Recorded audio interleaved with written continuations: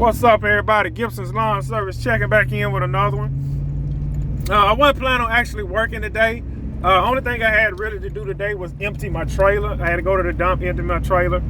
And then I needed to put 2 new back tires on my trailer, so I went and got that done. And then I got a call to go give a quote.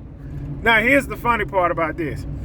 When I looked at my car, I was like, man, because when I was talking to the customer and she gave me the address, it's shown that I had visited the address before.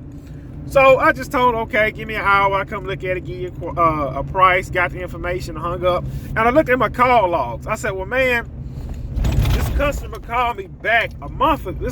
Customer called me a month ago to look at the property. And when I looked at the property, they wanted the leaf cleanup and they wanted the grass cut.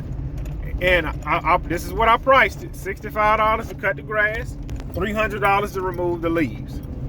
They told me my price was too high. That's fine. You can't win them all. So, and I'm looking, I'm like, well, man, she must still haven't got this property done because it's been a month.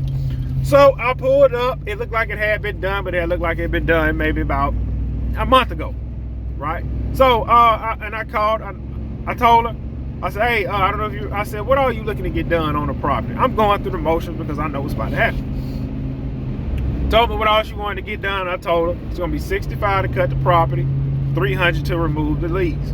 First I asked her, I said, to remove the leaves is going to be at $300. No, first I said, this is what I told her. I said, I don't know if you remember or not, but you called me a month ago and you told me my price is too high. She was like, oh, wow, oh, really? Oh, I didn't remember, I'm sorry.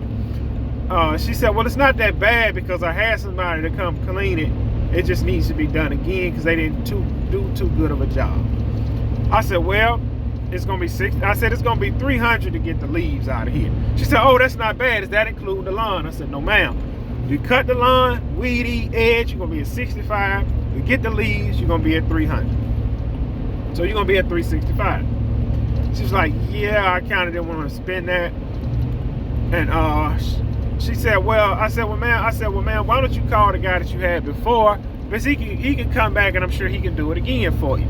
Right now, I know where I'm pulling this conversation to. She said, well, it was kind of like a college kid and he wasn't like a company and he really didn't charge that much. I said, out of curiosity, what are you looking to pay to get all of this done? She said, well, maybe $200, $250 for everything. I said, well, Miss Such and Such, how did you find me?